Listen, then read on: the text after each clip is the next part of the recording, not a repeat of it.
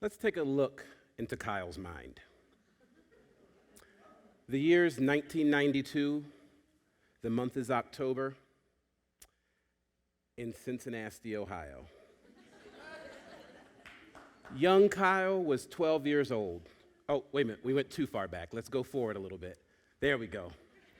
Young Kyle was 12 years old.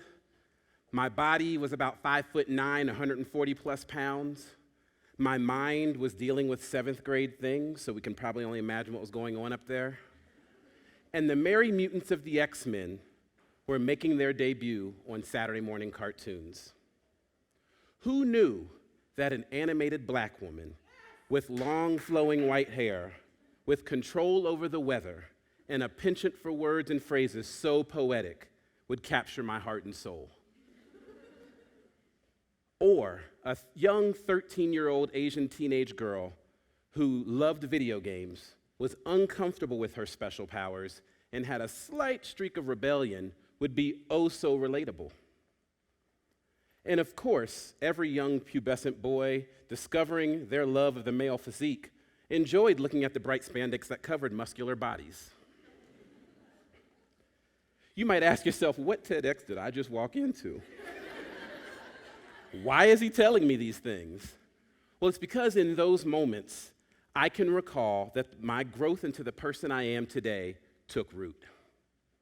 I found myself captivated by a fantasy world that illustrated parallels in my own development through the stories of oppression and difference that the X-Men demonstrated through their cartoon and later on in the comics when I became a collector. It was in these stories that would serve as a foundation for my dreams and imagination. The X-Men are a superhero team of mutants that were published by the Marvel Comics, created by Jack Kirby and Stan Lee in 1963, and they had quite a rough start. Later in 1970, they were revived to great success. Mutants are humans born with a genetic trait called the X gene, which grants them natural superhuman abilities, which typically arrive around puberty in visible and invisible ways, reinforcing the notion of being considered an outsider. Due to their differences from the majority of humanity, mutants are subject to bigotry, prejudice, and discrimination. Prolific comic book writer and storyteller Chris Claremont said, "The X-Men are hated, feared, and despised collectively by humanity for no other reason than that they are mutants. So what we have here, intended or not, is a book that is about racism, bigotry, and prejudice." He also said that the X-Men has always been about finding your place in a society that doesn't want you. Now, at the time, I was just fascinated by the colorful spandex and the reality that superpowers kicked in around puberty, so there was hope for me. Now, at the moment, I had Transformers, He-Man, and G.I. Joe for entertainment, but those really didn't give me the same feelings of excitement, possibility, and fun that I discovered in that first episode of X-Men that one Saturday morning. I didn't realize all the social justice implications of what I was watching in the moment, but subconsciously, maybe the connection I felt as a young black boy discovering my sexuality through puberty, realizing that that might be my superpower that I have to keep hidden from a world that hates and fears me. Now I acknowledge that storytelling in the comics is not perfect and must work on accurate representation of and portrayals of all types of identities. To explore that would be a whole other talk.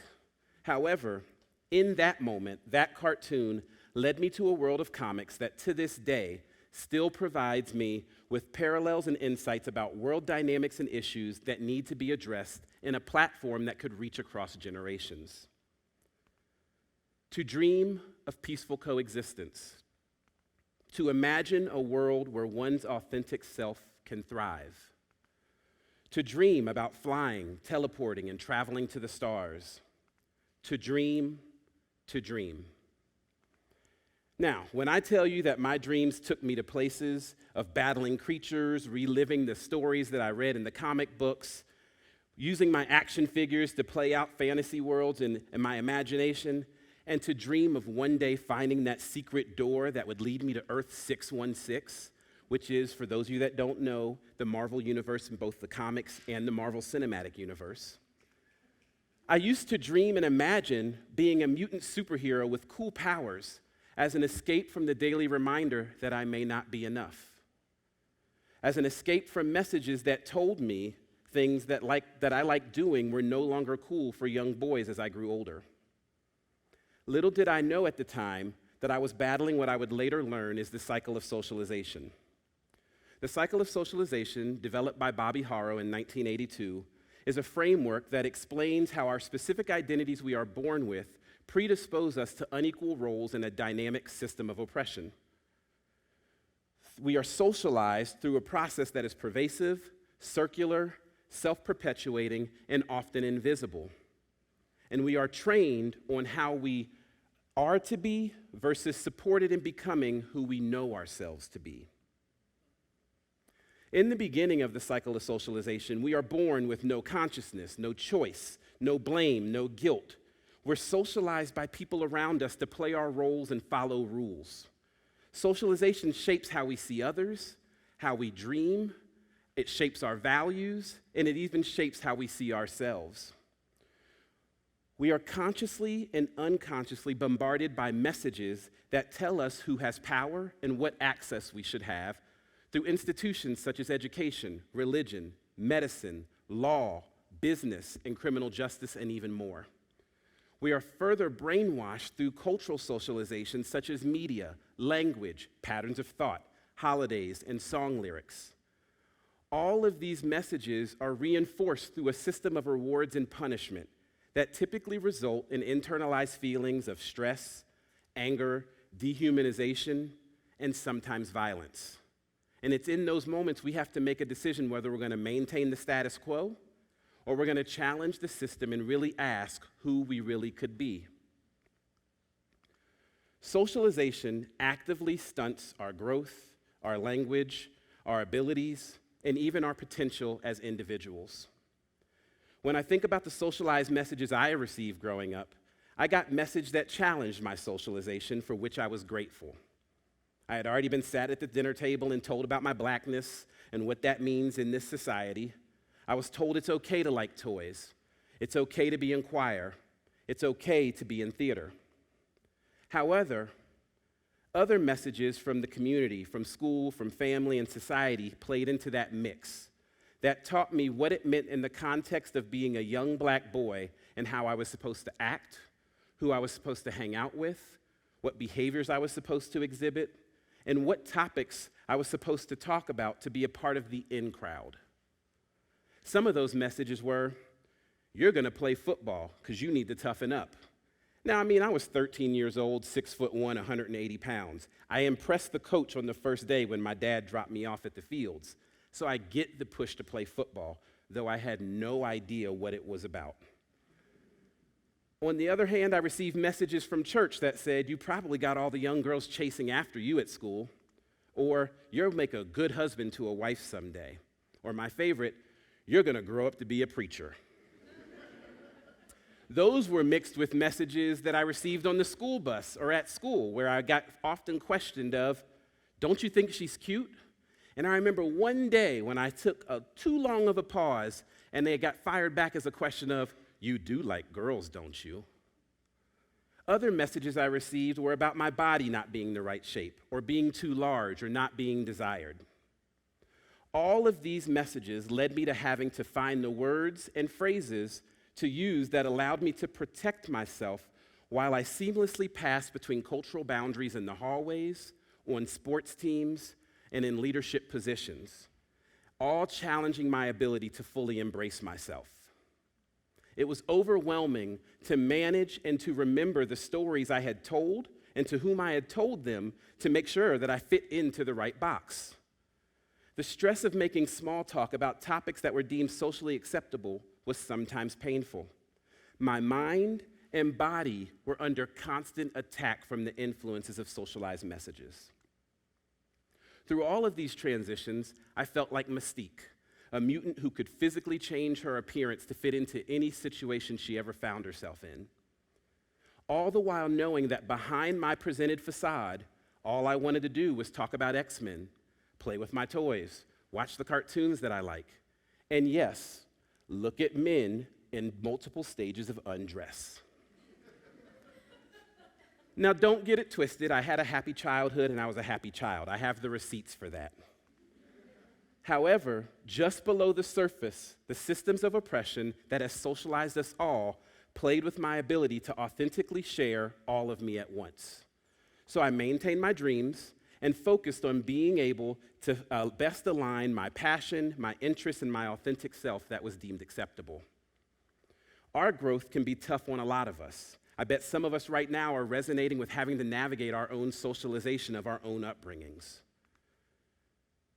I remember going to college and making the decision that I'm going to make my dream a reality. This was the moment that I was on my own, no one knew me, and I was going to be able to tell the story and be all of me. Spoiler alert, didn't work out that way. However, I focused on my growth as a human and as a mutant. I decided I had a story to live and that story was going to be one for the ages that would captivate audiences worldwide. I found and developed my superpowers while still keeping an eye out for that portal or wardrobe that would lead me to Earth 616. Now, I decided how my story was going to be told and who was going to have a role in the progression of that story. And I adopted a mantra that I put in my email signature to remind me of my journey. Be who you are, not who others want you to be. So every day I wake up and I try to center my dream. Through my experience and connection to the X-Men, I felt like my dream shaped itself into what I want to share with you now. And I invite you to try this dream for yourself. Discover you, the real you, not who others tell you to be, not who you think you should be, but discover that what drives you and sustains you. Dismantle your own socialization, and that's hard work. And at one point, you might need your own mantra to center yourself, so go find it. Realign your passion, purpose, and energy. How do you release that which has been placed upon you? How do you claim your mutant powers? How do you claim your reason for being, your goals that drive you, the passion that ignites you and makes you feel whole? How do you serve up and cultivate your energy for your own purposes and those lucky enough to be a part of your story? Engage your heart, head, and hands. How you feel, how you think, and what you do are all important to integrating what we learn every day about ourselves and the people around us. To create and maintain your dream, you must take intentional steps towards reflecting upon your experiences, honoring your needs, and ensuring your own success. Start with 5 minutes a day and work yourself up to however much time you want, need, or can spare to check in with yourself and to make sure that your dream has not been deterred from its path. Audition the people in your life. Become a casting director of your own story. Now, this will be hard. Because of the socialized norms, behaviors, and cultural context, some of us are bound up with others in ways that make telling our story difficult. And what do we do when those supporting characters try to take over your show and become a recurring cast member? Your growth is stifled, and your dreams can be blocked in those moments. So make sure you take control of that audition process. If they aren't able to support your Oscar-winning performance on your path to being your best self, maybe their story needs to be rewritten. Maybe you need to recast that character, or better yet, just cancel their contract altogether. And lastly, make the promise to yourself to live out your passion, purpose, and energy to find your authentic self. Now, this is not the easiest road or path. Some days are better than others. It's like the X-Men when they practice in their danger room to hone their skills. Through trial and error and teamwork, they build their self-confidence and their powers to use them to protect the ones they love and fight for the dream of peaceful coexistence. Some days I stumble, some days I survive, and most days I thrive. It's the cast that I've been able to assemble that supports and uplifts my dream, that helps center and motivate me, and I'm fully able to embrace my whole self.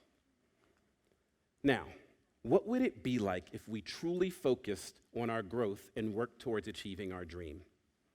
We may not have the flashy powers to fly, teleport, control the weather, lift tons, or walk through walls, but we do have abilities that are unique to us. The ability to empathize, the ability to listen instinctively and purposefully, to observe needs, to seek to understand, to be of service, or just be an all-around badass. What if we used our talents or our superpowers to work towards the goal of what the X-Men fight for, which is peaceful coexistence and seeing the humanity in each other? Thank you.